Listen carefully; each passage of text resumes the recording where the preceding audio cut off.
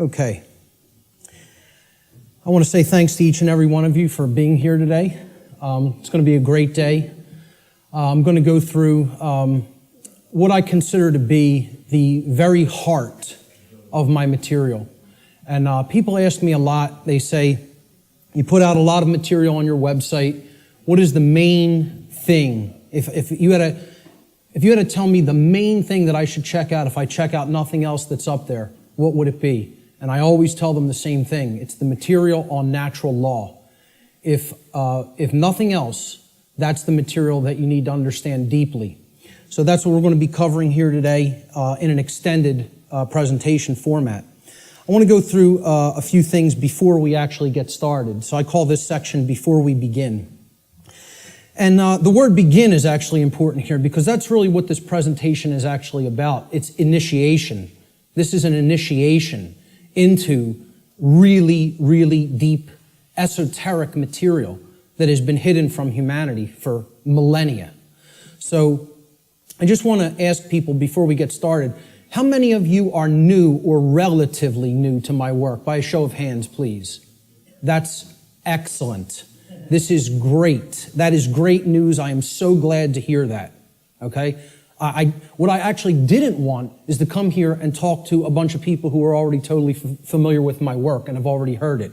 So this is great, okay? How many of you here today feel that the human condition and life on earth for humanity right now is tolerable just the way that it is, by a show of hands? That's also pretty good, because if that was the case, I was going to say, there's nothing for you here today. There's the door. Okay? So that's good, that we're all hungry for change. One of the big complaints I hear about my work, when I check in on forums or something, or read some YouTube comments, many people will say, there's nothing new here. I've heard this before somewhere else. This person covers this. I've read this in this book. Well, ladies and gentlemen, I have news for you. There is nothing new here. I am not going to present anything new. I am not going to present anything that has not actually been in existence and will continue to be in existence. I'm not making up new material. I call myself, I would refer to myself, Art said it the other day, actually yesterday when we were having dinner. He said, I consider you an aggregator of material. And I love that term. I love that description of what I do. I am an aggregator. I bring things together into a tapestry and then help to explain it in simple and easy to understand terms so that people can readily absorb it, take it in, and then do something with that information. So you will not be seeing or hearing anything new here today, okay? As the old saying goes in all of the old mystery traditions, there is nothing new under the sun. And what that phrase actually means, many people don't know what that phrase means. It means that the truth, it is singular and eternal. Truth has always been here among us, and it will always be here. It is our perception that must be aligned with it. So there's nothing new you're going to hear today, okay? These are eternal truths that have always been here among us. Another aspect I want to cover before we get started is about my presentation style. This is another thing that I get a lot of complaints about, and it's something that I have no intention of changing. Okay? My presentation style has been described by some as extremely intense and at times even combative. This is a word many people will use to describe my presentation style. Some of you here today are very likely to be angered by some of the things you may hear me say during the duration of this seminar. And I say, so be it. That's okay. If you get angry, that's okay.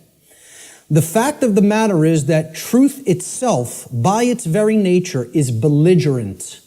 And I'll actually be putting up a quote to that nature later on in the presentation. The reason truth is belligerent is because it actually is at war. It's at war with the lie. It's at war with deception. It's at war with mind control. So truth can be belligerent. Many people don't want to hear it when they first encounter it. So I tell people all the time, I don't do this. I don't present this information, okay, to be liked. I don't do this to make friends, okay? I'm not interested in making a whole bunch of new friends. If it happens, that's great. okay? But that's not the reason I do what I do. I don't do this to be popular. I don't do this to make money. It's not a popularity contest. Telling people many things that they don't want to hear is not going to make you popular, or it's not going to make you a whole lot of new friends, okay? So those aren't the reasons I do what I do. To be honest, and I tell people this, and sometimes they get upset by just hearing this, I don't even really want to do this, okay? I don't want to do this with my life. I don't want to do this with my time, okay? As I already know, understand, and live the information I'm going to present. So I get this. I know this, okay? I don't need to keep going over this over and over and over again for my own entertainment, okay? The reason that I actually do this is because I recognize that in a time of such overwhelming ignorance of this critical information, this information which is capable of saving humanity from its current condition, all right? The fact that I do already understand this information places me in a position of moral obligation and responsibility. That's why I do what I do. I'm in a position of moral obligation to speak this information to other people in an effort to help to get them to understand it and live it as well. And that is the reason I do this. Every person here today who wishes to take real world value, practical value from this seminar here today, I'm going to ask them to make a deliberate and conscious effort to do two things. The first is try to set aside, to the extent that you are capable of doing so, your perceptions of me as the presenter, okay? And this includes things like how you think I look, how you think I dress, the sound of my voice, my mannerisms, etc. Try to set those things aside to the extent that you're able to do it. And I know that's difficult for some. And I say this because paying attention to such trivialities will detract your own mental focus away from the information that is being presented today. And that's the worst thing that could happen, because it's the information that is important, not me. Try to ignore me and focus on the content, all right? The second thing I ask people to try to do is to be consciously aware of any of your own impulses that you may have here today, to immediately reject the information that is being presented in this seminar based solely upon your own initial emotional reaction, your initial emotional response to this information, okay? This is a logical fallacy, okay? You cannot think with the emotions. So if you hear something you don't like or that angers you, that's okay. Feel the emotion, but don't just immediately say, that can't be true. And don't believe me either. It's about checking it. It's about a process of truth discovery. It's about doing your own due diligence and actually researching this material, okay? But if you try to gauge the veracity, meaning the truthfulness of this information, solely based upon how it makes you feel when hearing it, you are committing a logical fallacy, okay? So I ask people to try as much as possible to suspend immediate reactions of disbelief, okay, and saying, no, I don't want to accept that, no, it can't be true, based on how something may make you feel that you hear today. That's very important to keep in mind. And lastly, this information, the entire seminar, is a tapestry, okay? It's like pieces of a huge jigsaw puzzle. All right? It is meant to be seen and taken as a whole in its entirety. Now, I know I'm asking a lot here too, because it's going to be a long day, okay? And my goal here, my work here, is to keep your interest and your attention and your focus throughout the entire course of this seminar. And that's a challenging thing to do. But what I'm asking people is, you have to try to see it as a whole, because if you took the time to be here, and you gave a monetary donation to be here, I'm highly recommending that you stay for the whole duration of the seminar. There's a reason for that. You're only going to get the full tapestry, especially if you're new to my work, by hearing this information in its entirety, okay? So if you don't do that, you'll probably not recognize the patterns, which is what this is all about. That's what this day is all about, pattern recognition, okay? that are inherent to this tapestry of information. And more likely than not, you'll have wasted the time that you took to be here today and wasted the money that you spent to be here today. So I don't want anybody to waste their time and their money and their attention, and I don't think you do either. So that's why I'm asking people, stay for the whole thing. You'll get the maximum value out of this seminar if you stay for its duration. So with that having been said, let's jump into the material. This presentation is called Natural Law, the Real Law of Attraction, and How to Apply It in Your Life. And I emphasize that term, real law of attraction. Many people will be familiar with the New Age variants of the so-called law or laws of attraction.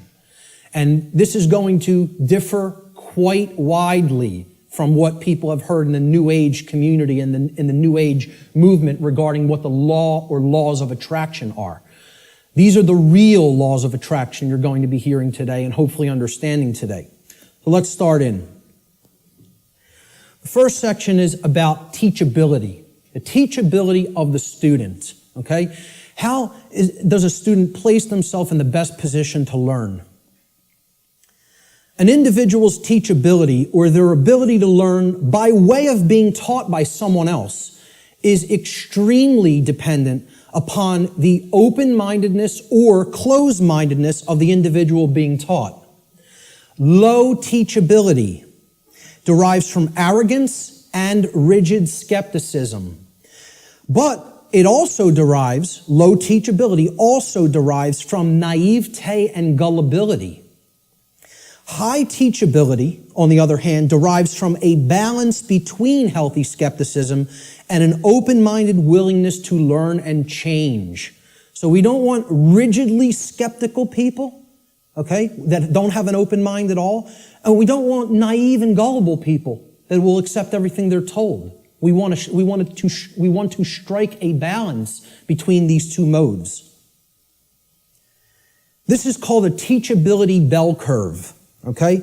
And down here is the mental state of the student, whether they are, and it goes from arrogance, cynicism, skeptical nature, a teacher, a student, and then up to being trusting, then being gullible, and then being outright naive.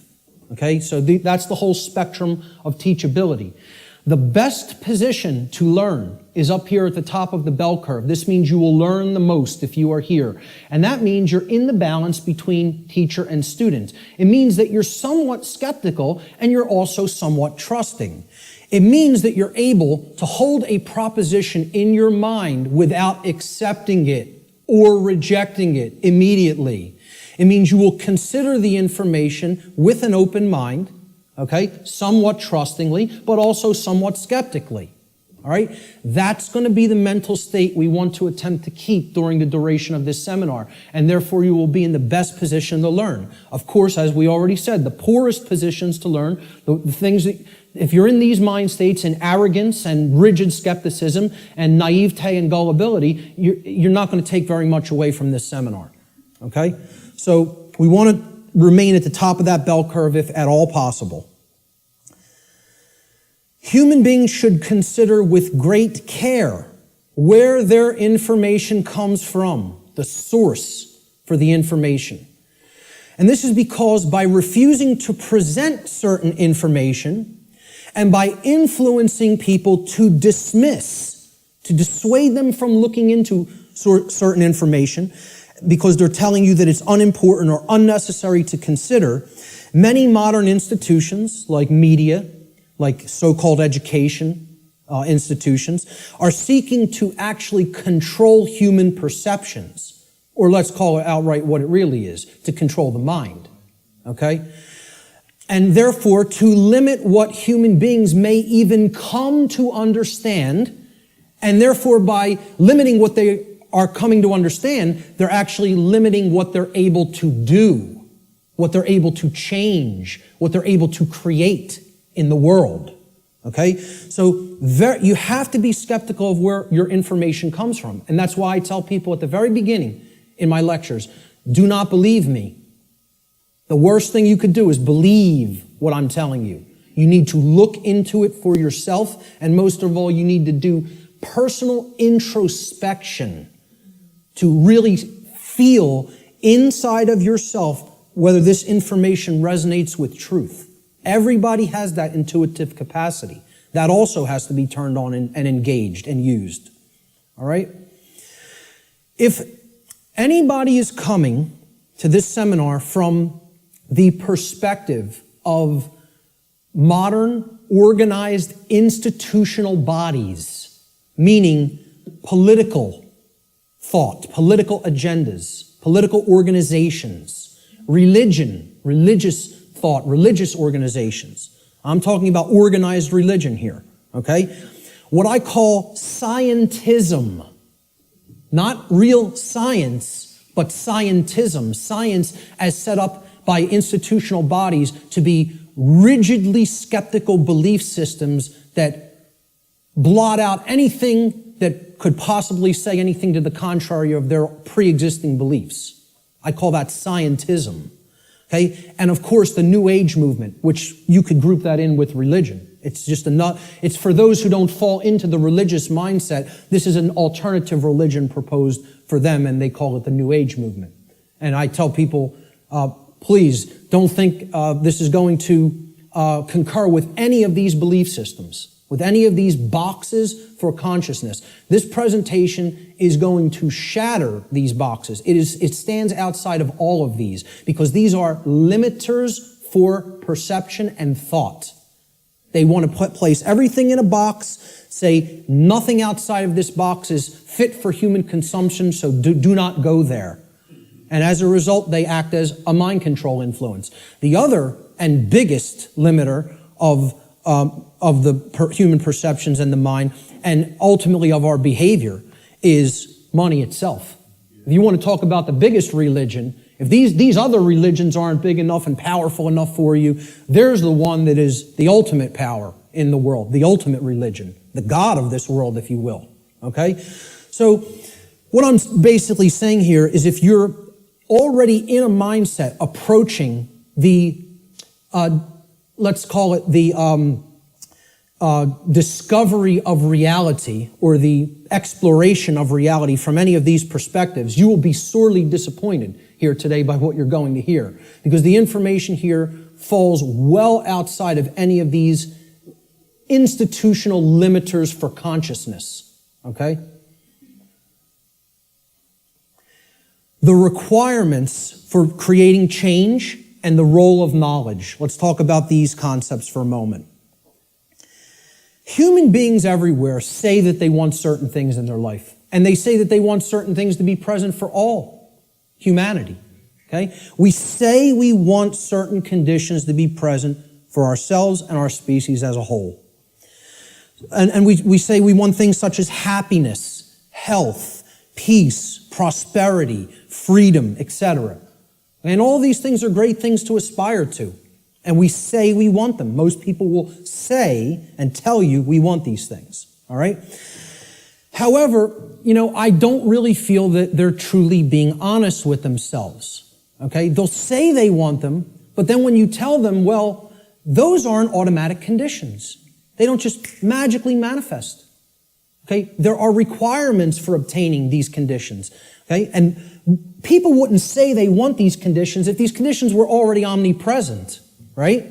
They're saying that they want something because they don't have it at all, or at least in fullness. Right? So when you tell them there's requirements for obtaining them, many people will say, oh, well, I may not be willing to go there. I may not want to exert that much effort. And they believe that somehow they're going to magically get these things.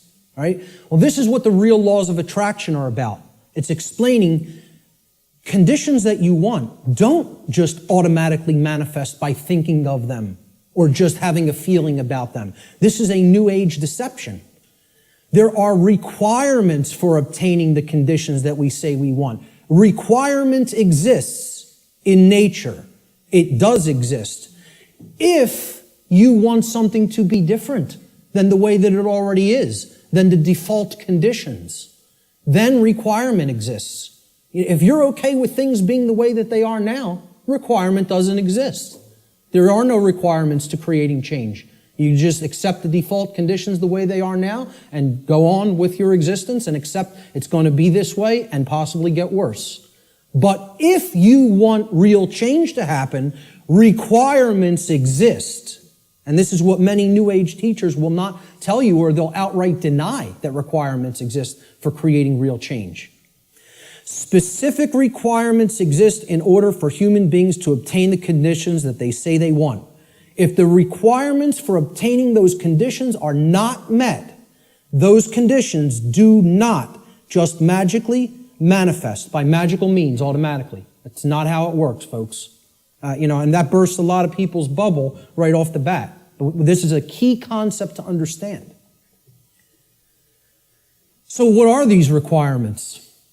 We need to know certain things. Knowledge is required. Knowledge. Knowledge that will spur us to action. That's what's required. Okay? Since human beings as a species do not already have the things that they say they want, and again, at least not in fullness. If we want to split hairs, we could say we have a modicum of what we may say that we want, but we don't have it in the fullness that we will say that we want it, especially societally, globally. Okay? So since we don't already have these things, it follows logically that the knowledge of the requirements to obtaining these things, okay, either must be absent. The knowledge is not present anywhere. Or if it is present, if that knowledge for obtaining those things, the requirements for obtaining those things, if that knowledge is present, then it must be willfully being ignored. It is here, and yet people aren't paying attention to it. They aren't taking it in and accepting it and doing anything with that knowledge. So they're ignoring it because it's uncomfortable.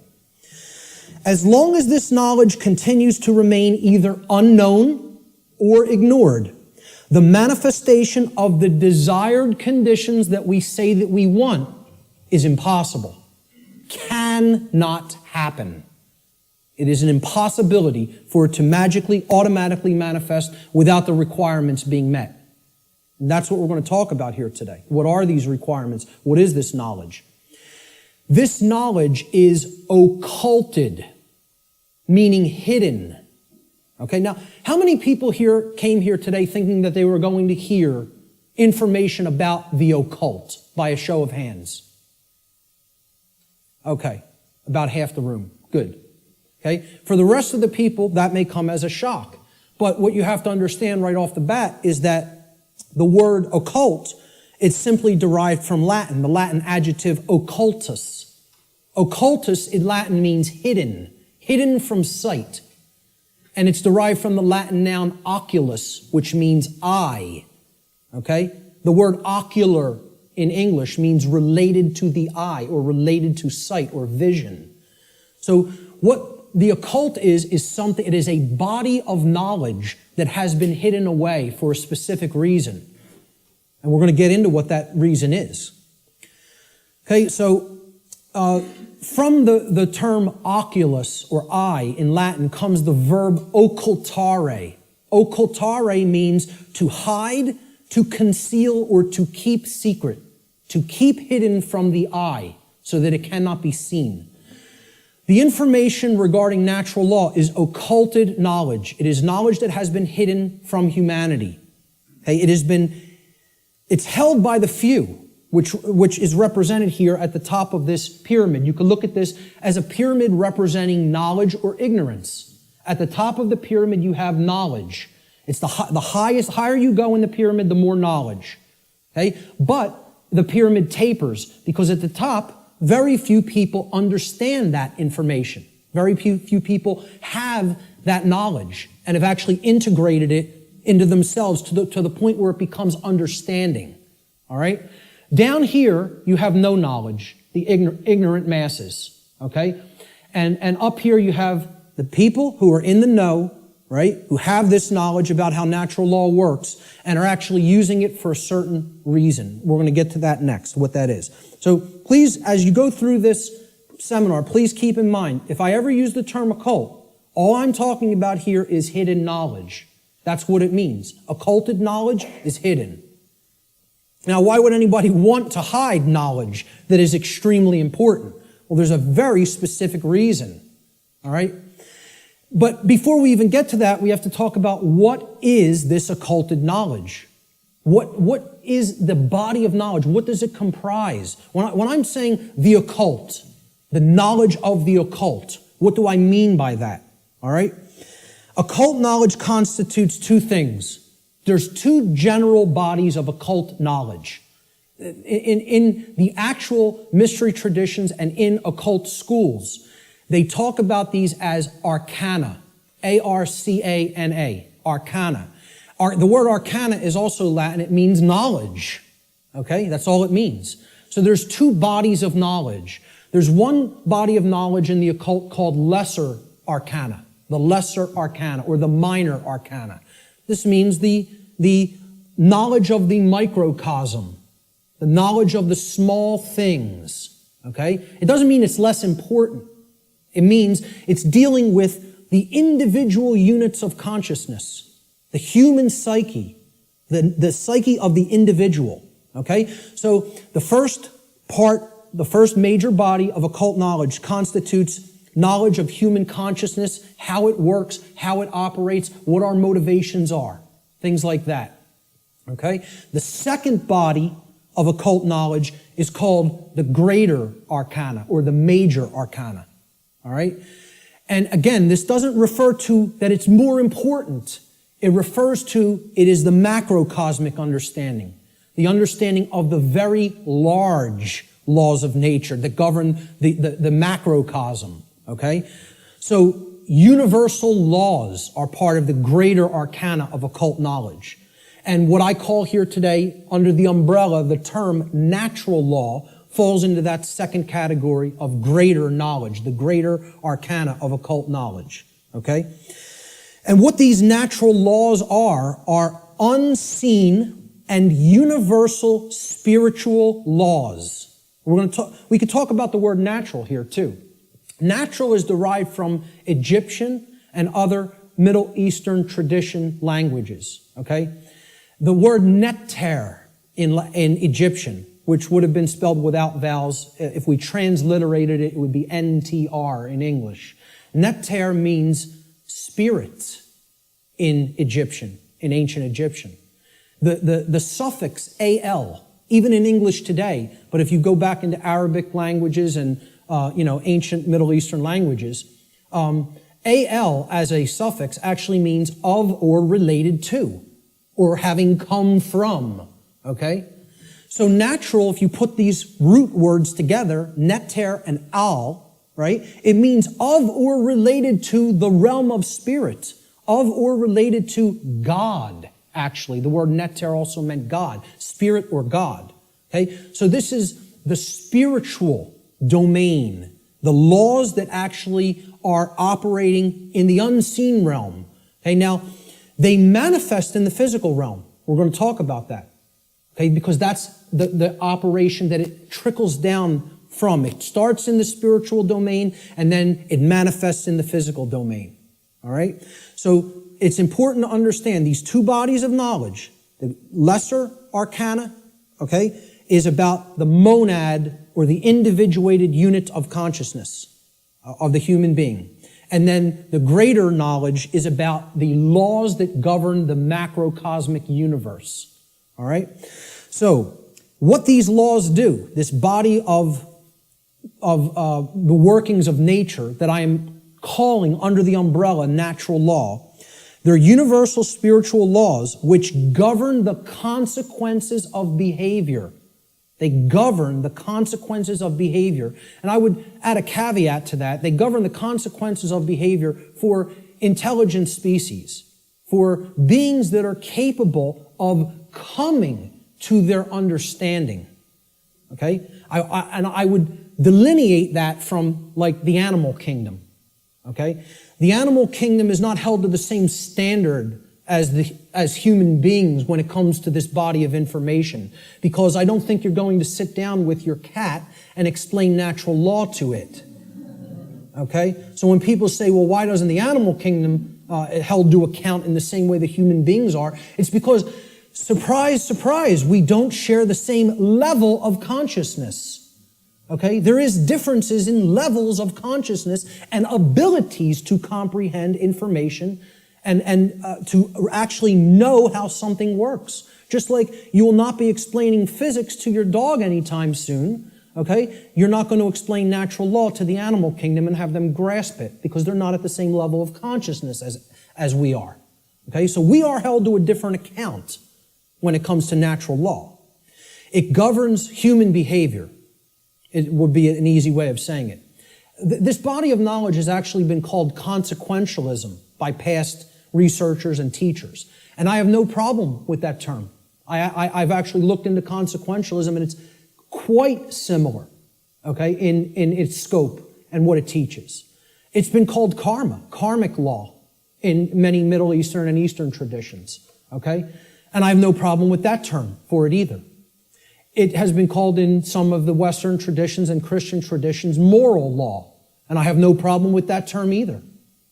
Religionists have called it God's law, and I have no problem with that term either.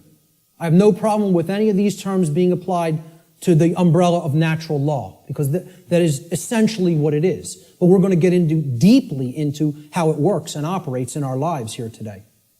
Why is this knowledge hidden away from people? To what ends?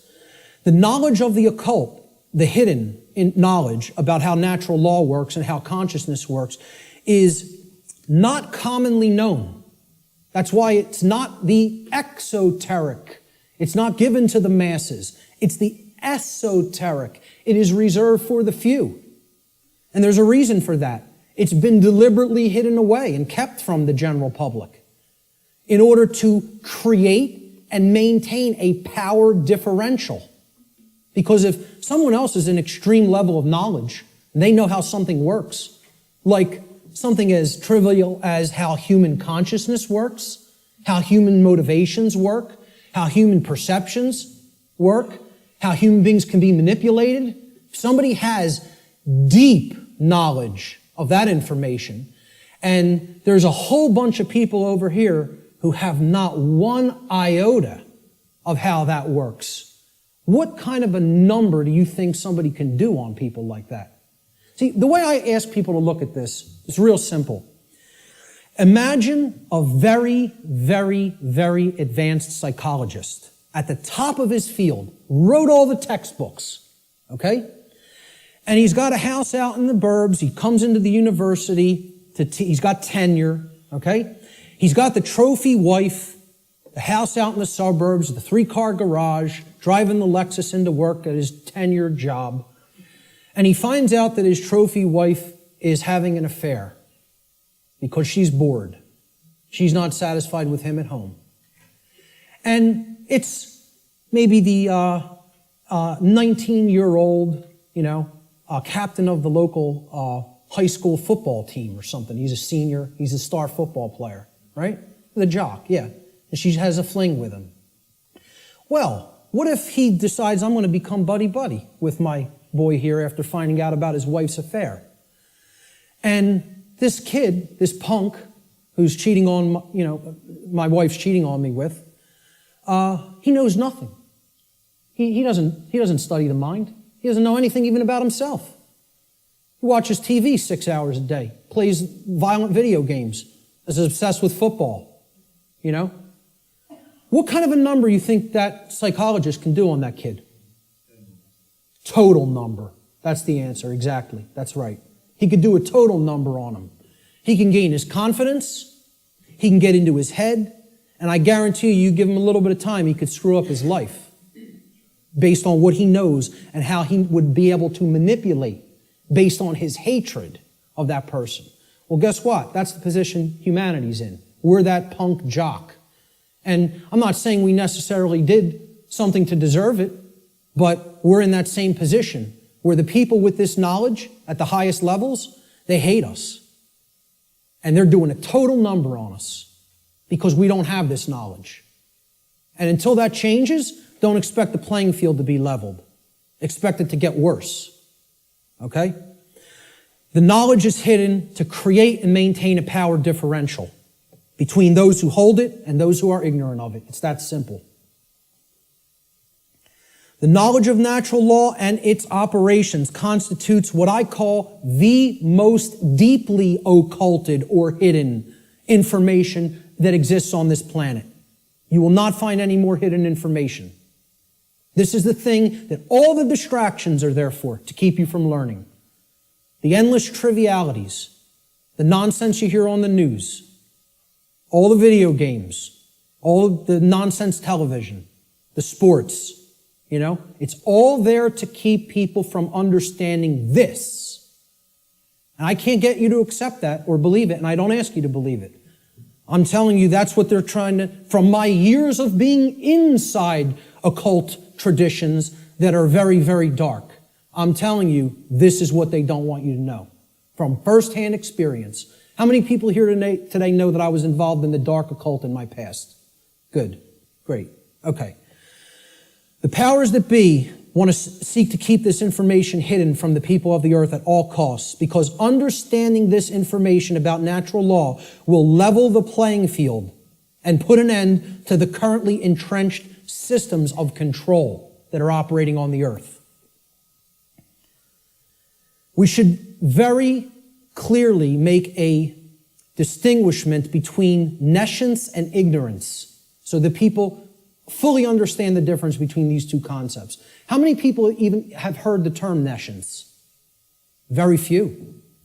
This is a word that has practically been sanitized from colloquial English, practically been sanitized from the English language. And there's a reason for that too. There's two contexts to not knowing something. The first context is nescience. Okay? Nescience comes from the Latin. The prefix ne in Latin means not or not present or absent. Okay? And then sciere in Latin means to know. It's where we get the word science from. Okay? So you put them together, and nescience, it actually, those two roots form another word, nesciere. Nesciere in Latin means not to know, to not understand. But there's a connotation to it. It means to not understand because the specific information that you may be having a desire to understand is completely absent. It is not present, and you cannot actually aggregate that information. You can't bring those pieces of grammar together to form the sentence. Okay? It's not present. Okay? So you don't have it at all. It's unattainable. This should be clearly delineated from ignorance. Now, nescience is not someone's fault. The information just isn't there. Okay? You can't be blamed for nescience. There is no blame in nescience. The person who is nescient is not to be blamed for being nescient. The information simply wasn't present so they could take it in and then come to understand it. Ignorance carries blame. This is another thing. People want to think in the New Age movement there's no such thing as. Nobody's to blame. And that goes to that there's no cause for anything that's happening, as you'll hear a lot in the New Age circles. Okay? I very strongly put down these notions, or attempt to. Okay? There are causes and effects. There are people who are responsible for what is happening. There is blame. Blame exists. Okay? There are people who are culpable. We're going to talk about moral culpability later. So ignorance has blame attached to it and responsibility attached to it. Okay? It comes from the Latin verb ignorare in Latin. And this means not to know, just like nescience means not to know, but in a completely different connotation. The connotation of ignorance means you don't know even though necessary information is present and right there before you, because you have willfully refused or disregarded that information. Whether you've refused it because it made you feel uncomfortable, or whether you disregarded it because you felt that's not important for me to know. I don't need to know that. Or you feel you already understand something that contradicts with what's, the new thing that you're hearing or seeing. Okay? So, when you willfully disregard something, okay? If I wanted to willfully disregard the gentleman sitting in the front row, he's present. I could just pretend he's not here and ignore him. That's what ignoring is. This is why I try to say to people, the impact of the word is almost lost to us, of the word ignorance, because of the way it's pronounced. I tell people, start pronouncing it ignorance. Ignorance. Then people will hear the word ignore in it, and the connotation becomes clear. It means you're ignoring it. Ignorance. Okay? That's how I like to say it now, because the connotation is clear that way. The information is there, the truth is there, and somebody wants to ignore it completely. Now, that is inexcusable, and there is blame that is attached with that. So what I ask people all the time is, do we have a nescient society, or do we have an ignorant one? Do we have an ignorant one? Is our society ensconced in nescience, or is it ensconced in ignorance? I would argue absolutely that we are ensconced in ignorance in society, not nescience. I think we are drowning in information. I think we are drowning in the truth that is all around us, but people are ignoring it, largely. Not everyone. There's many people who are very hungry for it and taking it in as fast as they can, But I think the majority of human beings are in the state of ignorance, even though the truth is present all around us. And that constitutes what Art talked about earlier, this consensus trance, which people in the so-called truth community or truth movement have likened to sleep. They say that they are asleep. I liken it to hypnosis. If you look at the origins of the word hypnosis, right, it means suppressed knowledge. It comes from Greek. Hypo means under, as in hypodermic, under the skin. And gnosis means knowledge, the suppression of knowledge. Hypo means suppression also, under and suppression. So hypnosis is the suppression of knowledge. And that's the state that these people are in. And it's done by themselves. It's not, we have to stop looking at this as a victim relationship. This is a willful choice. In a time of overwhelming information available at people's fingertips, the truth being ignored is not an option. It's a willful decision that people are making. And it's a decision that they should be held accountable to because of what is going on, that they are ignoring, what they are allowing to go on in their name and not saying a thing about it. Content to let evil run amok. All right? And then people will wonder, why are we losing freedom? Why is freedom on the wane? Why is totalitarianism and tyranny rising up? Why do we see so much control and obsession with control in our society? They'll see that. Many of them will see the rising police state. They'll see the injustices in our society. They'll see the restrictions on our inherent natural liberty. Okay? But here's the thing. Many of them will not make the transition to grasping. They'll say, yeah, this is what's happening to the earth. It's being turned into a huge prison everywhere. And at the most rapid pace right here in America. Okay? And they'll see this lock going onto the cage. But the question that they never get to, they don't even get to the question, let alone the answer, is why? They'll talk about the symptoms. They'll describe the prison. They'll describe every corner of the cage accurately in many cases. They can tell you exactly how it's working. They can tell you all the different aspects of the control system. But they can't tell you why it's actually going into place. Why is that happening? Well, that's what this presentation answers. Why are we losing freedom? And it gets to the actual heart of that answer. So what this presentation constitutes is a master key that unlocks all the locks to all the doors on all the cages in the prison, if it is accepted. And once again, I don't tell you that belief is required for that, because truth is always present. It's always here. It's a matter of, will we perceive it as being present, acknowledge it's present by stop ignoring it, okay, and then accept it into ourselves, and then do something with it. Understanding is not the end. Taking in the knowledge and understanding it is the beginning. Action is required. See, knowledge is required, understanding is required, but then action is finally required. Above all, if change is to be created. And that's how the laws of attraction really work.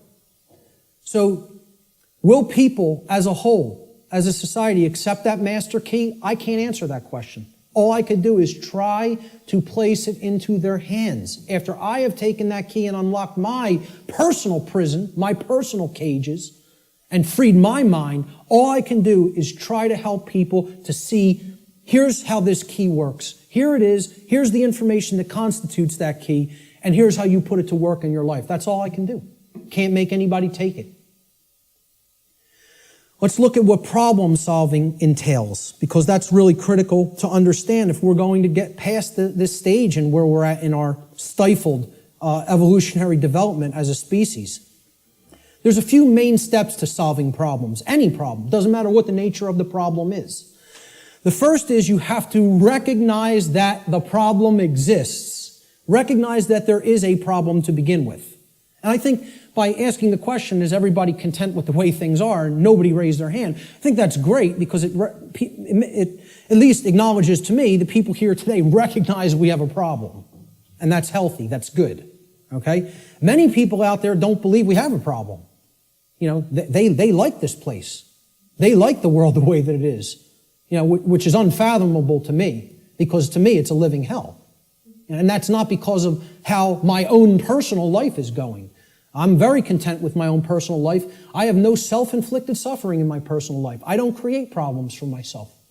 My life goes on very well according to how I live it without hurting anybody else. The problem is other people. And that's another thing the New Agers won't acknowledge, and they'll flip out if you say that there's a problem with someone else. There are problems with other people, okay? And people will say people in glass houses shouldn't throw stones. My glass house has been taken down long time ago, because I went through all that personal introspective work. And I dug deep into my subconscious and faced those problems and confronted them head on and healed them. And came out of the mindset that I was once in. Okay? So, you know, people will say, if there's something you don't like, you're seeing in other people, that's something in yourself that you're seeing in them. This is New Age mumbo-jumbo nonsense, okay? If you're not part of the problem, I'm not part of this problem. I can say that honestly. I'm not part of this problem. I can look at every single person, anybody who's watching this, and say, I'm not part of the problem that's happening on the earth. With all honesty and knowing that I am telling the truth with that. Okay? But see, at one point, I was part of the problem. And a big part of the problem. Okay? What I had to do at some point is stop doing this and pointing out and saying the problem lies elsewhere while I was still part of it. And then I had to do this and point squarely at myself and say, what do I need to change here, and finally here, in the guts, in the courage? You know, people will say, yeah, change happens in the mind, it happens in the heart. But lastly, it happens in the guts. We need to generate what I call the heart, mind, guts. Okay? You got to care enough to know and then put it into action. The heart, mind, guts. Okay? That taking action is the most important step when it comes to creating change. And we're going to get to that in a moment.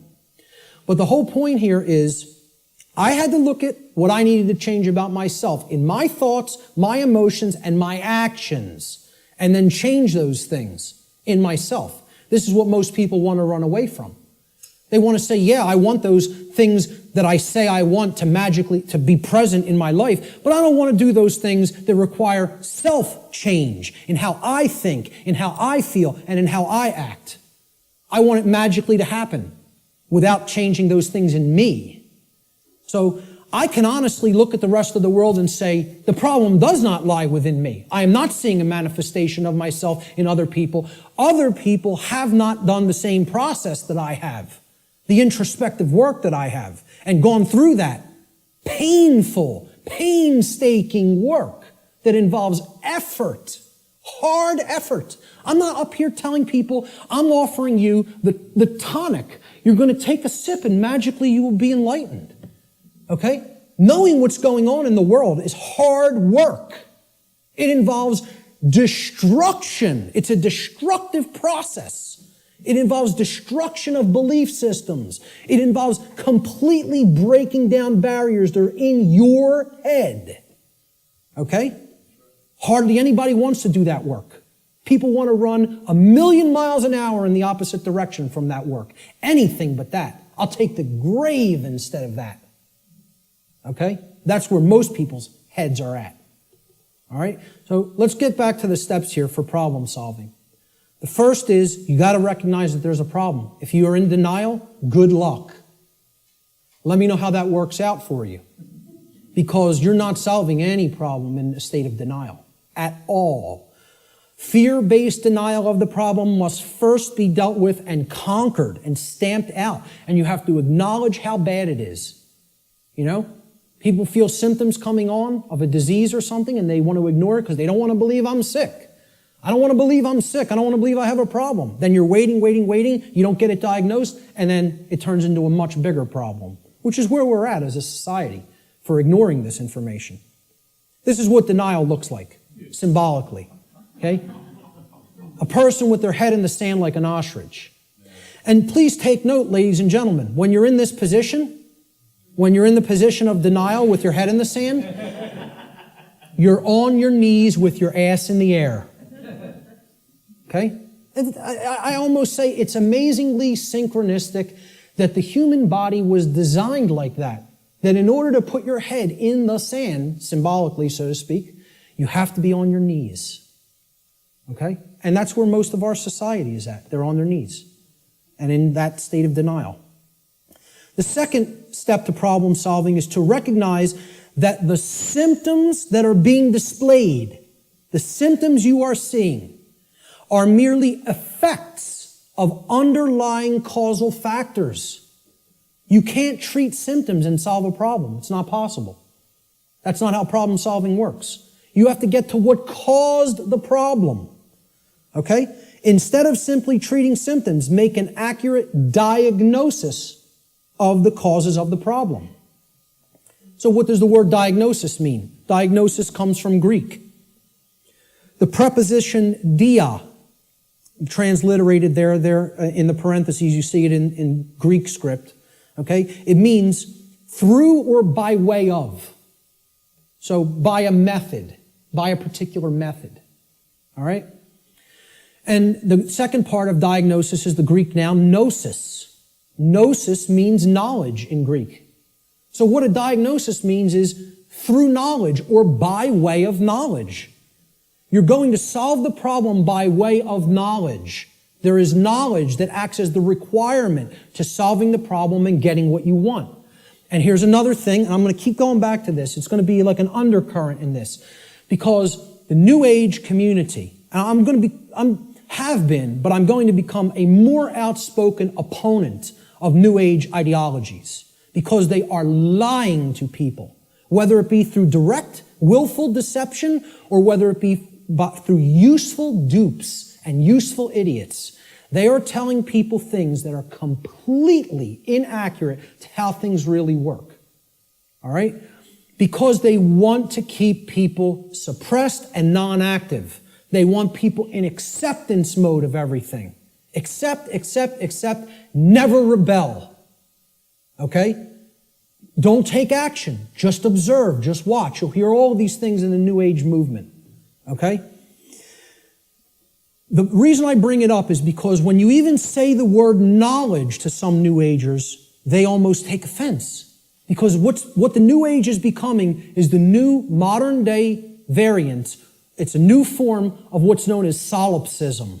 We're going to get to what solipsism is in a little while. Okay?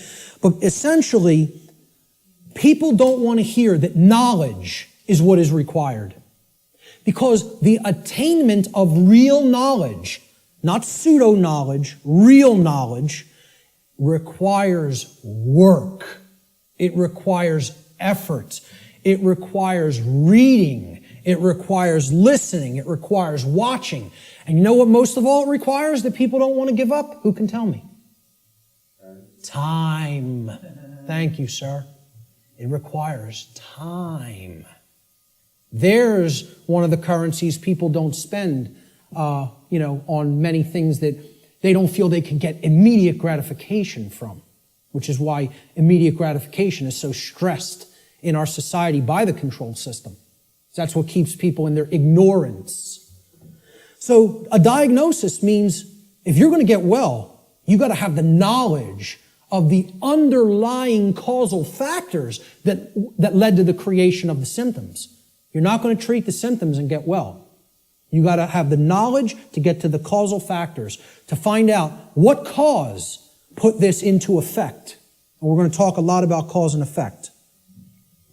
The third step to problem solving is, through the knowledge that you've acquired now, via making an accurate diagnosis of the problem of the causal factors, right? You're going to then put that knowledge into action. Understanding what created the problem is like step 2, right? Stop being in denial. Understand what caused the problem. Act on the knowledge you now have to solve the problem, to make it right. Okay? So action is required. We make the diagnosis, then we have to take the required action necessary to rectify or to set right, which is what the word rectify means, the causal factors that led to the manifestation of the problem.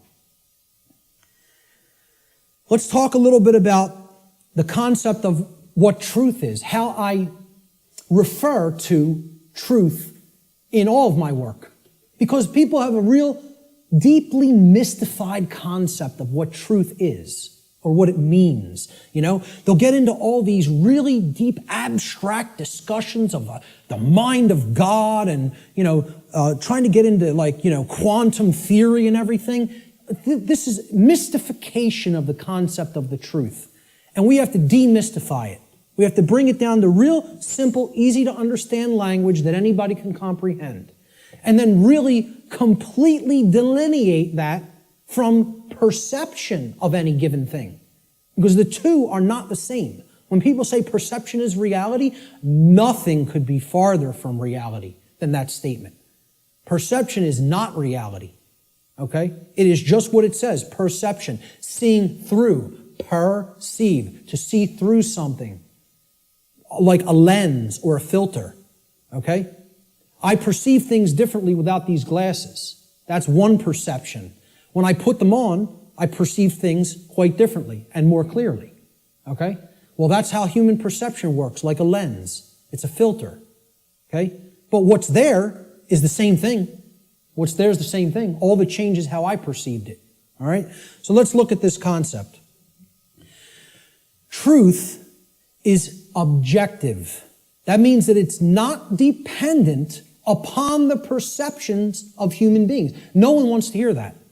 That is a direct assault, a direct frontal assault on the human ego. Because everybody wants to hear, my perceptions are important. And we want to also believe my perceptions are accurate. Okay? Now people will say, well, what makes you say your perception of this topic is going to be accurate? That's because I went through the process of having to admit over and over and over and over and over again, endlessly, how wrong I was about my former perceptions. I went through that destructive process of breaking down my former belief systems, of breaking down my former emotional patterns, of most of all, changing my behavior. That's the thing that's the most destructive because we get attached to our behaviors and patterns. So asking people to change, I recognize it's not easy. It took me probably about 8 years of my life to do it. Most people don't want to spend a minute on creating personal change, let alone 8 years. And, when I look at myself, in all honesty, again, none of this is to sound egoic or to toot my own horn, but I look at it like I was a mild case of ego entrapment, a mild case compared to where I see other people at. I feel like I was the, a very brittle stone that just needed to be hit with a chisel a few times and it broke into powder. Other people are hardened granite or diamond. To break them down is going to take enormous effort and work. And most of them don't even want to do it. They're so calcified, they've been so compressed into that hardened state that they don't even want to start. So I realize telling people your perceptions are not what really matters, that truth isn't based upon how you perceive things, that it's independent from your perceptions. Most people don't want to hear that. They don't want to hear that. Human beings' perceptions are capable of wavering. They can waver slightly from the truth, and they can waver wildly from the truth. All right? What truth is that which does not waver. It doesn't move. It's that which is. It doesn't matter what anybody thinks about it. It doesn't matter whether anybody believes it. It doesn't matter whether anybody knows it. It doesn't matter whether anybody sees it. It doesn't matter whether anybody wants to see it. It's there. It's always been there. It's always going to be there. Nothing anybody does can change what has happened. Can anybody change what has already occurred in what we call in the thinking of linear time, the past? Not one person here is capable of doing that. Let me tell you something. Not one being in the entire manifested universe is capable of doing that. Because that which has already occurred is set in the record of the universe. Nothing can change the past. Ever. Great movie on this. Watch the new movie, The Time Machine. Not the original 50s version or 60s version. The new one. I think it came out in late 90s or early 2000s. Okay? This movie got crushed in reviews. Crushed. Whenever reviewers crush a movie and give it the worst ratings, go see that film. Because I guarantee you there's very important allegorical concepts that you need to understand embedded in that film, and that's why the reviewers crush it, because they don't want you getting any ideas, This movie got crushed in the theaters, and I'm telling you, it's one of the best films to understand the concept of the absolute impossibility of changing the past. The past cannot be altered. You know what can be altered? The future. That's what that movie's about. And you know where the alteration of the future begins? In the present moment. That's exactly right. That's the only place it begins. Okay? So what truth is, the demystified concept of truth, is it's simply that which already exists. It's that which has happened in the past and is happening in the present moment. The truth does not exist in the future. When we get to those future moments and it's the present, truth will be existent then. But not until, okay? So there is no such thing as truth in the future. Truth is that which has occurred in the past and that which is occurring in the present. It is simply that which is and that which has been. Please recognize when I use the word truth, that is all I'm talking about. I'm not talking about the mind of God. I'm not talking about the entire reason for the existence of the universe. I'm talking about the events that have taken place in the past and are taking place in the present. That's all. And guess what? That's all the truth is. It doesn't need to be any more complicated than that. Okay? You want to make it more complicated than that, call it something other than truth so as not to confuse people to what truth really is. Truth versus human perception. Okay? Now, I want to ask people to imagine, see these white lines? Imagine these white lines that do not waver as truth. And imagine that the perception that is set against the truth, we're going to take three different individuals. This is individual A, this is individual B, this is individual C. Okay? Their ability to perceive what has occurred and what is occurring is what I would refer to as consciousness. Okay? Consciousness is a being's ability to recognize patterns and meaning with respect to those patterns. Meaning you have an accurate understanding of what's taking place within and around you, or you have an inaccurate understanding of what's taking place in and around you. If your consciousness is high, meaning it's at a high frequency, okay, that means you're going to have more of an ability to understand and recognize the patterns. If your consciousness is low, you're at a low frequency, you're going to see the pattern less. You're not going to accurately perceive. So I liken this to a waveform. In simple, physics, a wave, this is a simple sine wave, okay? It has its crest here and its trough here, okay? And then the pattern repeats, goes up to the crest, down to the trough, and it repeats over again. The distance between the either crests or troughs of the wave is called the wavelength, okay? The longer the wavelength, the shorter the frequency. What that means is how frequently is it going to be intercepting the line that represents truth? How frequently is it going to be aligned with this line, which we are calling truth? Okay? Now, can everybody just, with that explanation, understand this simple model and what I'm talking about here? Is that clear? Okay, because it's important.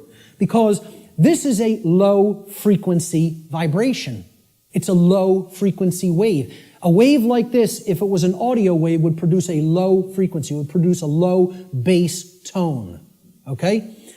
As we go up to a higher frequency, you can see the wavelength is shorter, meaning that it intercepts the line which represents truth much more frequently. We can count them. 1, 2, 3, 4, 5 here. 1, 2, 3, 4, 5, 6, 7, 8, 9 there. Okay? So this is a higher frequency vibration. And we go up to an even higher frequency. Let's say person C has this consciousness. They have a higher frequency. Okay? And they're intercepting the line that represents truth, much more frequency. I won't count those out because there's a lot of them, okay? The higher the frequency, the more in tune with truth we are. What would happen if this frequency became infinitely high? What would it become?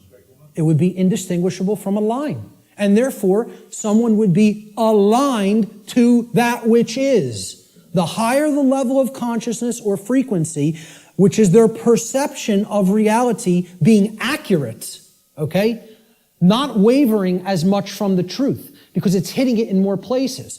We would basically, this wave would turn into a line at some point, the higher the frequency went. Think about this in sound, right? You hear a low bass tone, it's like, then it goes up, and it would go eventually outside the range of human hearing, because the frequency went so high.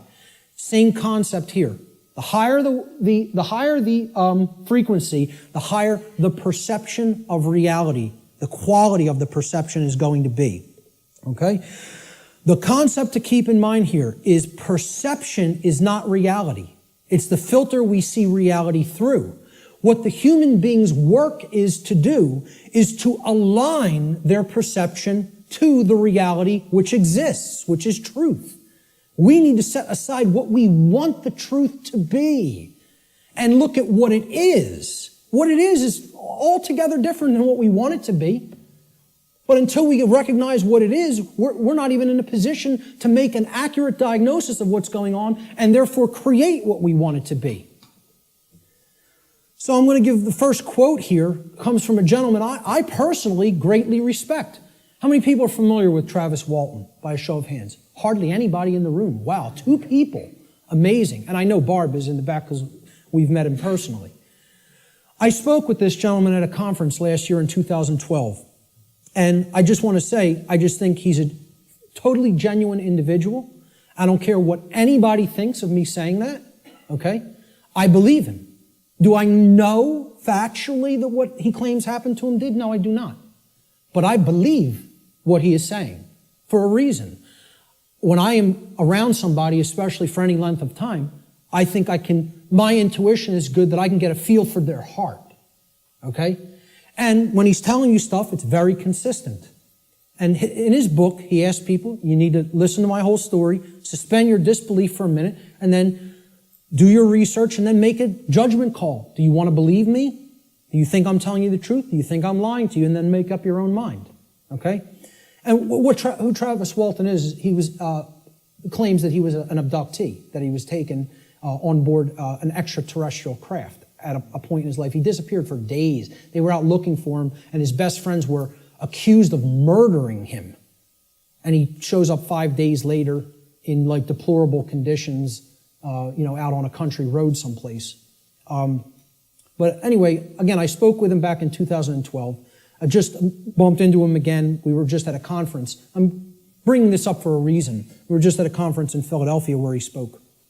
And this quote, I feel I would start, if I was going to quote somebody, I was going to make this like the first quote in the presentation today.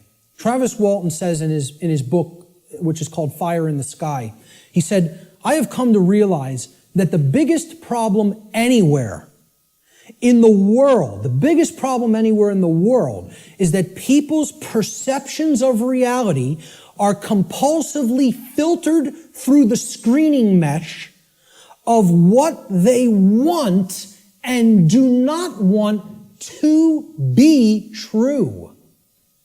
Now, when I read that in his book, I got chills up and down my spine. Because I said, this meshes exactly with what I'm talking about in my section, in my presentation called Truth versus Perception. And he's encapsulating it in a sentence perfectly. All right? We want things to be true. That doesn't make it so. That's not what makes truth the way that it is. What makes truth is the way that it is what behaviors were taken and what is the actual effect in the manifested world. That's how things are. Okay? It doesn't matter how we want them to be. They may be a completely different way right now than we want them to be. And I would say for the people in this room, they are a completely different way than we want them to be. But most people in the world think, they kind of believe that they're the arbiter of truth. And that's a bad place to be in. That's a very, very low level of consciousness. To think that if I don't believe that it's this way, it's not this way. Many people are trapped in that state of mind, okay? Now, the reason I even bring this up and included Travis's quote here is at this conference that we were just at a couple of weeks ago, okay? I didn't speak at it, I tabled at it. A woman came up to my table and she picked up my New Age Bullshit DVD, which is available here today in the back. And she said, "What's this about?" With a real skeptical look. And I explained, well, it's a 7-hour extended video podcast that has many, many slides, okay? I gave a shortened version of it at the Free Your Mind conference in Philadelphia. And this is the extended version that goes deeply into the deception of the New Age movement and how it is a religion that is designed to suppress the masculine side of the personality, which is the side that actually takes action and creates change, okay? And that's, of course, pushed by the sacred feminine, which is care and creativity, and compassion, right? Both need to be present. We're going to talk about that here today. But I said this is about the suppression of that masculine energy. And that's what the New Age movement is about, the suppression of the masculine, right? So I said what the New Age religion wants to teach people is just accept everything the way it is, no matter how unjust it is, no matter how deplorable the conditions are, no matter how much evil is taking place in our midst. Accept it. That's the New Age religion. And here's what she said. That's exactly how I am. I just accept everything. I don't make any judgments on anything that occurs, no matter what it is, no matter how it's perceived. You want to perceive it as evil? That's your judgment. I said, yes, it is my judgment. You know why? Because it's evil. It really is. There is such a thing.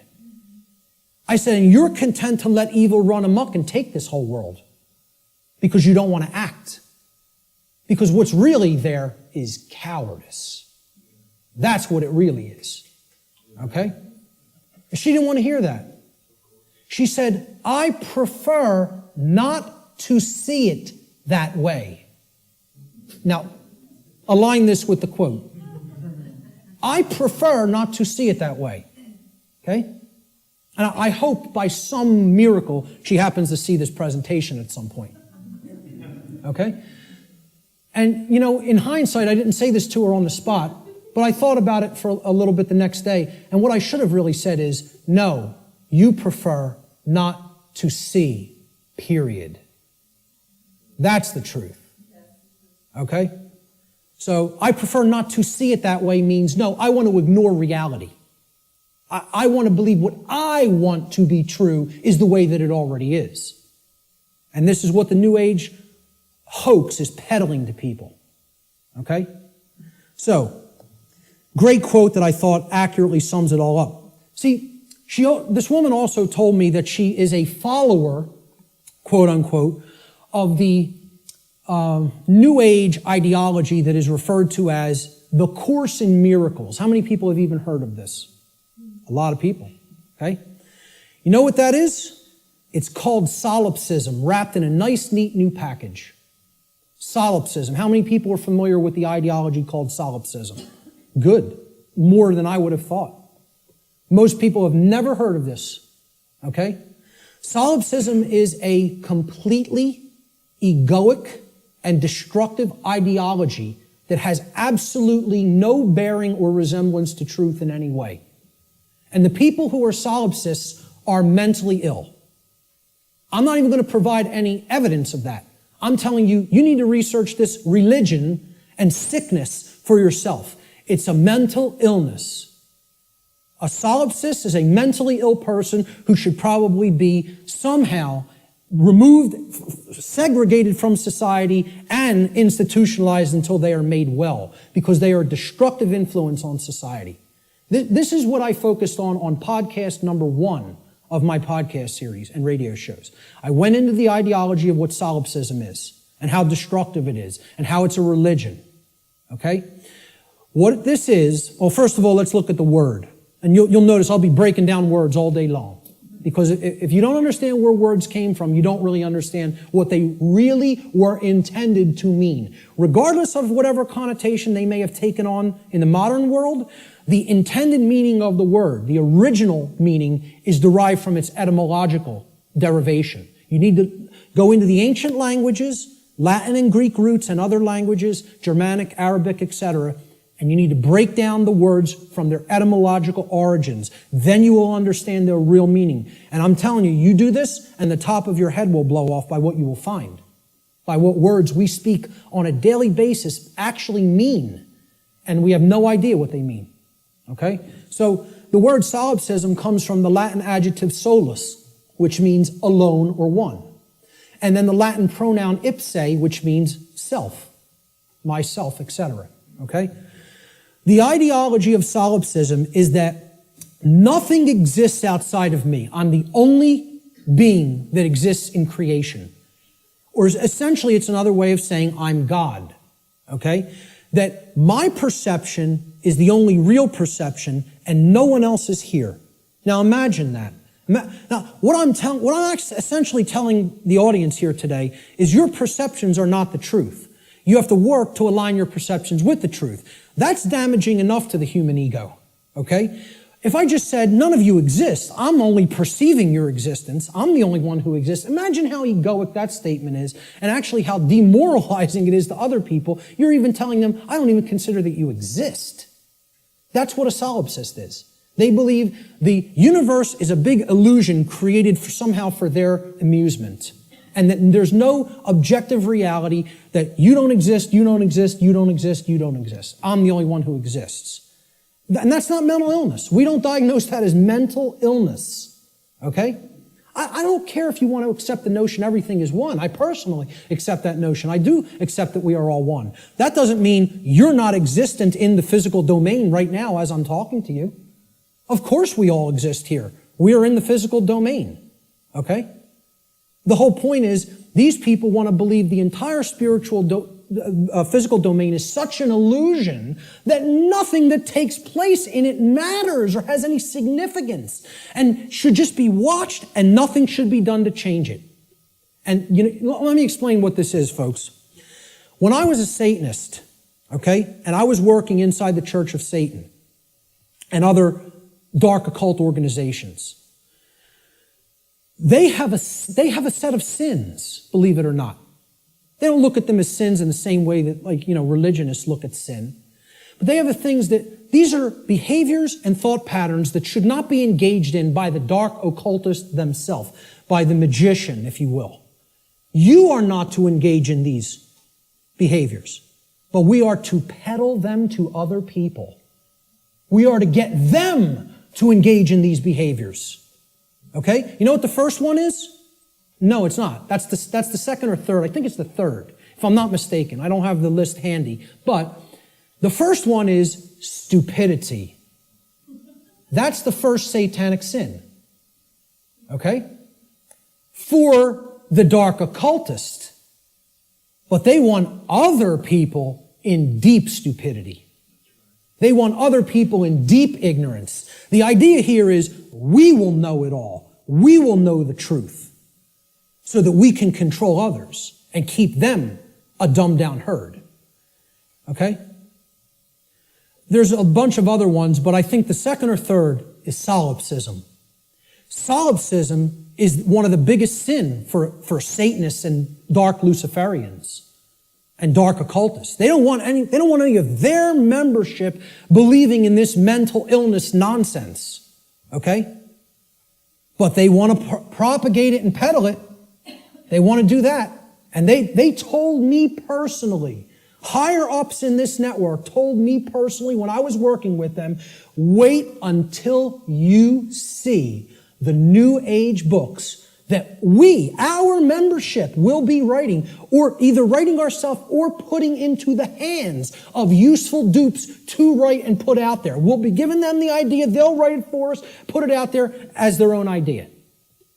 And they said, we are going to propagate and peddle solipsism like you have never seen.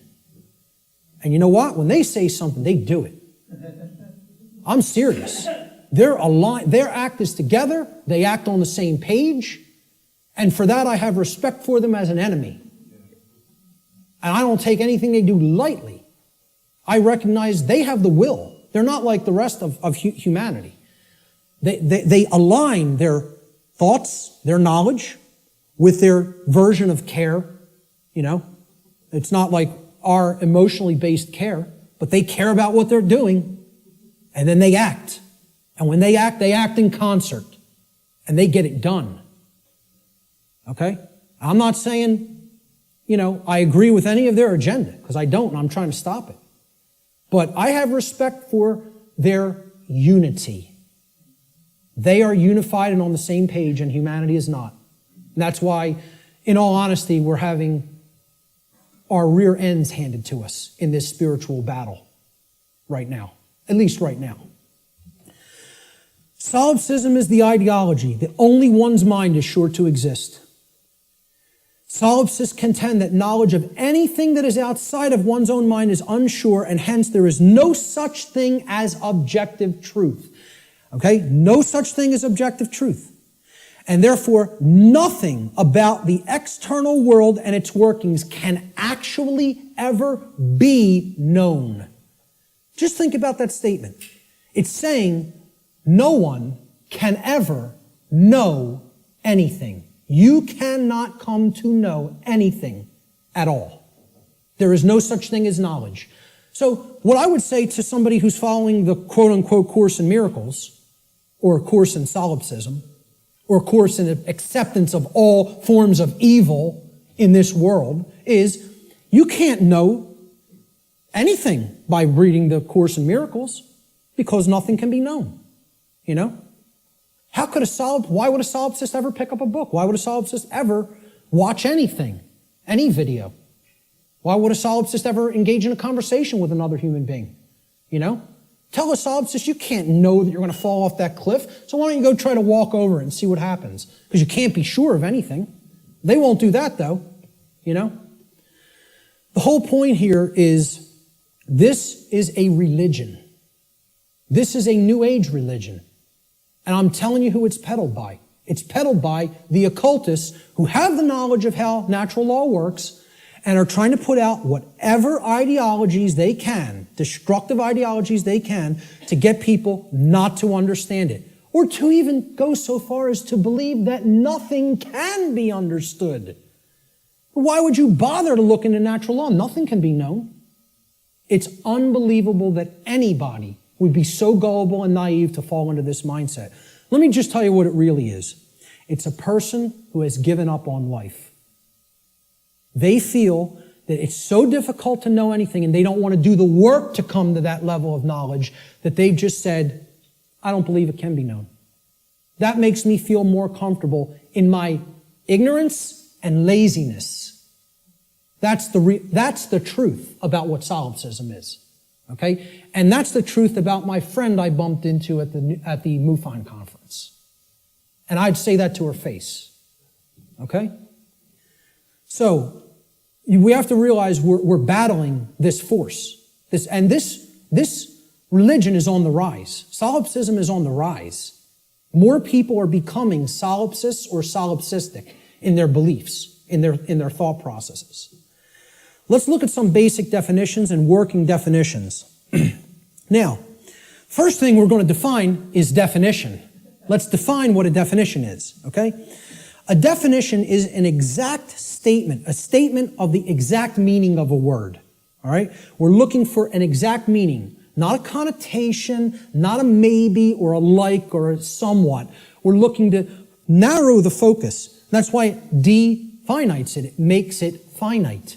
We're taking it not infinite, we're finiting it. We're making it finite, okay? We're actually limiting through words what something means so we can be clearer about what we're saying, okay? It's an exact statement or description of the nature, scope, or meaning of something. Another way we could look at a definition when we're talking about visual or audio definition is it's the degree of distinctness or clarity of an object, image, or sound, okay? So why do people buy HD TV sets? They want higher definition. They want a higher clarity of the picture, okay? If you have high definition audio, for audio files, they won't accept anything but high definition audio because in comparison to low def audio, the clarity of the sound is very good. It's much better, okay?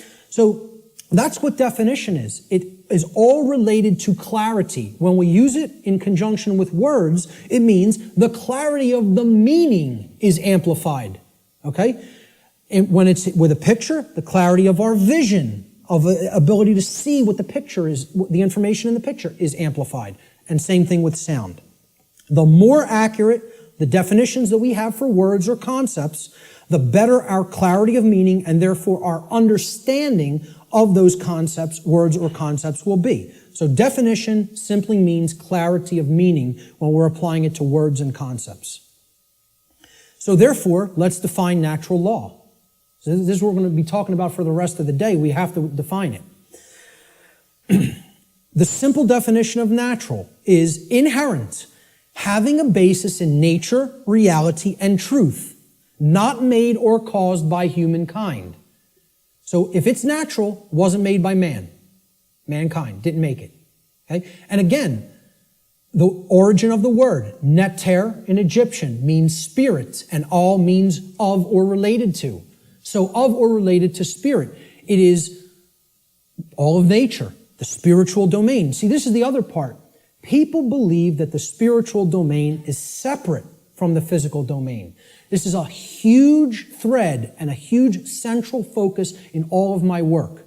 If you think the spiritual domain is not where you are at now because you're in the physical domain, you're mistaken. If you think that the spiritual domain is someplace other than the physical domain, you're also mistaken.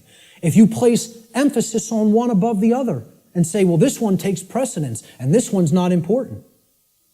Either way you do it, whether you say the spiritual is more important and the world of matter should not be given any significance, it's imbalance. And it's not true. Okay? Or if you say, hey, like scientism does in many, left brain scientism, the material world is all that there is. This is just a dead mechanized clockwork called the universe, and it happened by accident for no reason. And there's no such thing as the spiritual domain. Both of these worldviews, and we're going to get to a breakdown of these worldviews, they're completely inaccurate, they're not based in truth, and most of all, they're based on brain imbalance. And we're going to see how one of these worldviews or another develops when either the left brain hemisphere or the right brain hemisphere has taken precedence and dominance within the individual consciousness. So, natural means spiritual. These words could be used interchangeably. So when I'm talking about natural law, I mean spiritual law. Unseen spiritual laws. But overall, the dictionary definition of natural is it's inherent to nature and it's not made by man. The word law the definition is an existing condition which is both binding and immutable. So let's look at each one of these words. Existing. It means that it is present. It is present. Okay? It cannot be just ignored and expected that, well, that doesn't make it true and it's not going to have an effect. It's there. It's present. That's why it's a law that it's in operation. That is in operation. It is binding. Binding means it has an effect. It means it doesn't matter whether you believe that it has an effect. It doesn't matter whether you understand that it has an effect. It doesn't care. And this is another big hammer to the ego. The human ego wants to hear what it wants to hear. One of the things it wants to hear is the universe cares about you. Personally. It cares about John. It cares about Bob. It cares about Mary. It cares about Elizabeth, whatever. Okay? It cares about you individually as a being. Now, you could go so far as to say you believe that the creator of the universe cares about you. I'm not denying anybody or saying don't think that. What I'm saying is that the laws of the universe don't care about you. Laws have been created in this realm that work flawlessly. 100% of the time, flawlessly. Let me ask people to envision this scenario to try to clarify this. A couple are on a picnic. They're out in a state forest or something like that. They're on a picnic. About 50 yards away from where they're at, okay, there's a pretty tall cliff, maybe about 200 feet. Okay, and it ends in some jagged rocks. They brought their 2-year-old child on the picnic with them. They unfold the blanket, take out the picnic basket, they're having their picnic. Maybe passions got heated and the husband and wife were, making out a little bit. Their kid, 2-year-old daughter in her nice Sunday sundress or whatever, wanders off, gets to the edge of that cliff. Will gravity care if that girl goes over the edge? No. Will gravity allow her to go over the edge? Yes, it will. Gravity is not going to say, this girl doesn't understand this law, and she'll die if she goes over that edge. She's innocent. She's nescient even. Not even ignorant. Innocent and nescient. Will that law still have an effect? You damn better well believe it will. And so does natural law in the same way. It doesn't care whether you don't know. It doesn't care whether you're nescient or ignorant. It's in effect. It's binding. And it is immutable. Immutable means that nothing you can ever do can ever change it. It is in effect eternally. Because man didn't put it into effect. You know who put it into effect? The creator of the universe put it into effect. And I don't really care what you think of that force as. You could think of it as an impersonal force. You could think of it as the man with the beard. You could think of it as this remote control. I don't really care what you think of it as. Personally, that's none of my business. But you know what? If you think of it that it's man that makes the laws, then I have a problem. Because man doesn't make these laws I'm talking about. The creator of the universe set these laws into motion, put them into effect, and they bind you. You and I are bound by these laws, whether we like it or not, whether we accept it or not, whether we understand it or not, they're in effect, and you are already creating the reality that we are experiencing based upon interaction with these unseen laws. Already. You're already doing it. You can never not be doing it. That's an impossibility. Okay? You're always creating, co-creating in harmony, in cooperation, I should say. Whether it's in harmony or opposition is a different story. In cooperation with these spiritual laws that I'm going to talk about, you are already creating in cooperation with them and can never not do so as long as you exist in the physical domain. Okay? So that's what the simple definitions that we're working forward with. Natural law doesn't mean anything other than this. That's it. It means, so let's put them together. Inherent, existing conditions. Conditions that exist in nature, which are both binding and immutable. They have an effect whether they're understood or not, and they cannot be changed. So what would be our requirement of knowledge here? What do you think should be done? If we are always working with these, do you think we're going to create something that is wise to create, that is good, that is in alignment with what we say we want, if we don't know how these laws operate? You know what's going to be created? A mess. Total chaos. Something you don't want. Something that leads to enormous suffering, which is where we're at. If, on the other hand, you have that knowledge of how these things work, then you align your behavior to them, you're going to create a whole new different ballgame. And then you're going to not have self-inflicted suffering. Okay? That's what this is all about. So let's give a working definition. This is what I call the soundbite, right? People say, well, tell me what natural law is, Mark. You have a few days? Maybe a large portion of the day like we're going to cover today. Maybe. Some people will get it. Okay? But really, you need to devote a large amount of time to studying this, understanding it, reading about it, and even experimenting with it. This is not an untestable hypothesis. Okay? And it's not a hypothesis. It's actually a law. But it's not untestable. You can test it. You can apply all the scientific methodologies to natural law. Same thing. Gather your information, observe, hypothesize, observe, test the results, publish the results. That's scientific methodology. The scientific methodology will be borne out for everything I'm talking about in this presentation if it is applied. Because this is not a religion. This is not some new age mumbo jumbo. This is a science. It is a science that constitutes knowledge of how laws that are existent, in operation, and immutable in this universe work, and how we are creating what we experience in conjunction with these operating laws. And man didn't put them into effect. Whatever created this universe put them into effect. I'm not here today to tell you what that is. Your job in your own personal experience is to get in touch with what you feel that is. I'm not here to tell you what that is. Now, I'm not here to tell anybody what that is. But my whole point is, it created these laws, and they're in effect. And if you want to stop suffering, and if you want the human condition to change, you have to understand how these laws work. There is no way around that. Knowledge of these laws is required. And this is what people in the so-called New Age movement and in religious communities and in other communities don't want to acknowledge. They don't want to acknowledge that work is required. So let's give a working definition for natural law, my soundbite variant, okay? I tell people who want the 6 o'clock news edition of what natural law is, okay?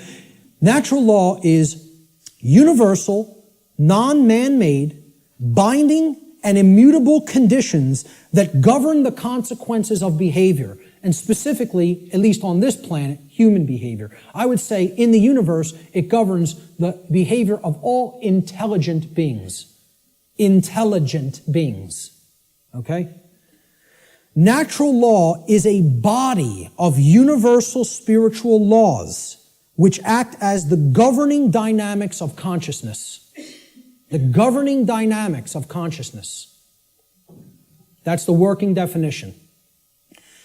Let's look at the dynamics between discovery and belief, the difference between discovery and belief. Because again, natural law is capable of being discovered, understood, and harmonized with. Now, does that sound like a religion? Religion asks people to believe, accept, and do without question. What this is saying, this exists, you're bound by it. The best you can do is to understand its operation like you would understand gravity, and therefore not just walk toward the edge of a 200-foot cliff that is bottomed by jagged rocks. If you're intelligent and you understand how the law of gravity works, you won't do that behavior. Okay? Just like if you're intelligent and you understand how natural law works, you won't do certain behaviors to create a prison for the entire species, for your entire species. Unfortunately, humanity has not reached that level of consciousness yet. They are not at that level of co-creative intelligence to understand how these laws work and then align their behaviors to them. So natural law has nothing to do with religion. It's not a belief system. It's a science.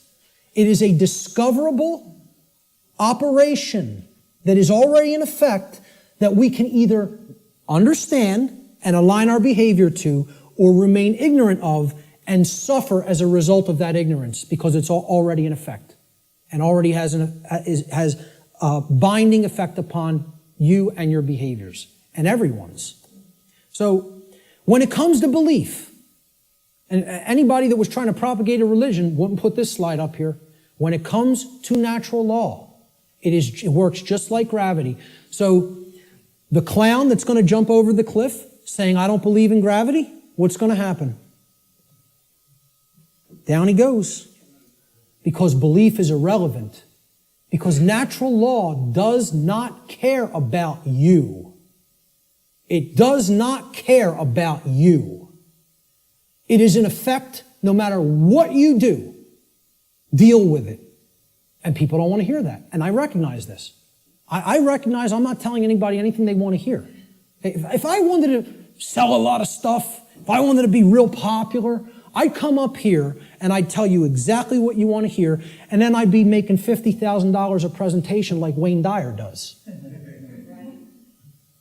Okay? And that is his fee. I know because I've actually had some people speak to his management. That's what a new age presenter gets. You know what I ask for? 0. I don't even ask for a stipend because I don't even care about fake money. I care about making real money. Real one eye.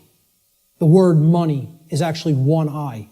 And people don't even have said it 1 billion times in their life and never recognize what they're saying is one eye. And it's the symbol of the one eye, which represents spiritual enlightenment, is plastered all over the $1 bill. Okay? Well, this is the one. See, I tell people, I'm a poor man when it comes to the fake money, but I'm very rich in the real stuff. The real thing, I have tons of. The fake stuff, I don't do so well with, and I don't care. It's not what I'm concerned about. I know it's fake. Okay? So I don't ask for a stipend when I present. I tell whoever's setting up the presentation, pay for my travel and lodging. Hook me up with a dinner or whatever. That's it. I'll come out and speak anywhere. Okay? The point is, if I was trying to appeal to somebody's ego and what they wanted to hear, I would tell you your beliefs are very important. Your beliefs shape. And they do shape your reality.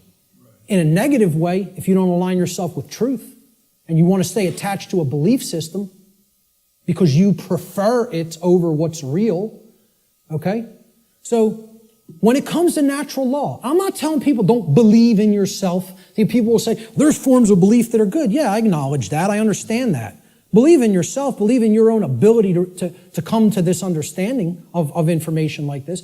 But I'm explaining when it comes to a law that is existent in the universe, your belief doesn't matter. It's irrelevant. The universe doesn't care what those parents at that picnic whose child just went over the cliff believed. It doesn't care whether that girl doesn't know how gravity works. It's going to have an effect. You act a certain way, like a computer. Boom, you put this in, here's how you program this, that's what has to come out. Invariably. Invariably. It is nothing personal. Natural law is not a personal force. It is an impersonal force. That every single mystery tradition and occult tradition that has actually wanted to share this knowledge with people has been telling people about and attempting to tell people about since time immemorial. It is an impersonal force. It does not care about you. It does not worry or care in the slightest bit whether you understand it or accept it or not. It is in effect, you are bound by it, the end, and stop crying in your milk over it. That's it. No one wants to hear that. And I'm not so naive that I recognize people don't want to hear that I don't recognize that. I do recognize that. Believe me, I realize the wall I am up against in saying this. I get it fully. Fully. If I wanted to blow smoke up people's rear ends, I'd come up here and I'd say, the universe cares about you and what you believe. And it's going to gauge that, it's going to look at all that, and it's going to tabulate it, and it's going to say, well, what did he believe when he took this action? It's not going to say that. It's going to say, is this what happened? Yes or no? Yes? Here's the result. That's it. Unwaveringly and invariably. The human ego has a hard time with that. There was some popular TV show, I don't even remember what it was. Barb had downloaded it, and she was watching an episode, and it said, humanity's greatest fear is that truth is absolute. And I usually don't bother watching any television, okay? I download a couple of shows to watch them because they're allegories, and I want to pick apart the allegory. But I wasn't even watching this one, but I heard it, and my head snapped around. Whoa, that came through a network television show? How'd that happen? Humanity's greatest fear is that the truth is absolute. The ego has a hard time with the concept of any absolutes. It loves relativism. That's another part of the big trap of where we're at. Relativistic ideas, and especially when it comes to morality. We're going to talk about moral relativism. But the concept here is natural law does not require your belief to be in effect, no more than gravity requires your belief to be in effect. Okay? That needs to be understood. Human belief is completely irrelevant when it comes to the existence and operation of natural law, just as it is irrelevant in relation to any of the other laws of nature such as gravity, inertia, momentum, thermodynamics, or electromagnetism. Similar to such other phenomena of nature. The workings of natural law require no belief in order for them to be discovered and known. So what I'm saying is, your belief will not change natural law, but your inquiry into it can lead to an understanding of it. You can develop the knowledge of it if you are willing to open your mind and look at how these laws function and what we're getting as a result of our disharmony with them. The philosopher Søren Kierkegaard said that there are two ways to be fooled. One is to believe what is not true, and the other is to refuse to accept what is true. Okay? So, believing in untrue notions, which is what religion is, all forms of it, all the 5 religions I posted at the beginning of the presentation. Organized cultural religion, money, scientism, politics, and the New Age movement. There's the world religions, folks. People think of religion as only the cultural religions. No, there's 4 other ones. One's called government and authority, okay? Or politics, however you want to name it. The other one is money, finance. There's another religion. One of them is the New Age movement, and one of them is scientism, which I'm not going to refer to as real science because it is not. It is a belief system and a religion. So what Kierkegaard is saying here is you could believe things that aren't true, and that will hold you back. And you can refuse to accept what is true, and that will also hold you back. I say these are the only two ways that humanity ever creates self-inflicted suffering for itself. You want to know how suffering is created for the human species? That it doesn't need to experience? We believe what's not true. We refuse to accept what is true. That's why self-inflicted suffering exists in our species. And if we are to become wise, we need to stop doing both of those things, and then we'll stop creating suffering for ourselves. So let's look at consciousness and the human brain. Okay? Because consciousness is an intangible force. Okay? It's something that exists, but you can't really see it. Many people even have a hard time explaining what it is. But there is physiological expressions for consciousness in the physical domain, and the brain is one of them. And of course, people will say, well, don't leave out the heart. Of course, the heart is also very important. Heart has an even bigger electromagnetic field than the brain and is tied into the physiology in an even more complex way than the brain is. But we need to understand the basic structure of the brain to understand the types of imbalances that go on within it that lead to these debilitating conditions within humanity that continue to create suffering for us. And also, what these belief systems do is they prevent the activation of the heart and the actions, of care and action. Not only do they prevent real knowledge from manifesting within the being, they prevent care, and they create apathy, and they create inaction, laziness, inaction, and cowardice, so that we don't actually act and take action based upon what we've come to know. So let's look at how the brain and consciousness actually work. People will also try to give ridiculously overcomplicated and mystified definitions of what consciousness means. And many people are even scared of the term, okay? We have to demystify these terms and bring them down to real simple English and real simple concepts that the average person can grasp, okay? And stop trying to make it more complicated than it is. Being conscious of something, meaning having consciousness of it, is an ability of the being to recognize patterns. Remember, this is all about pattern recognition. To recognize patterns and meaning with respect to events that are taking place or have taken place, okay, both within oneself, okay, in the inner realm, in the lesser realm, the realm of the individuated consciousness, and in the realm in which the self exists and operates, the macrocosm. So let's break it down, right? Ability of a being to recognize patterns and meaning with respect to events taking place within oneself, the microcosm, and in the macrocosmic world, the world at large. And the events taking place is the truth. So it's our ability to accurately perceive truth of what has happened and what is happening. That's consciousness. That's consciousness. And it's made way overly complicated by people. It's mostly made overly complicated in the New Age movement, again, which I can't stress enough how big of a deception it is. For people, really have to go and check out my work on the New Age deception.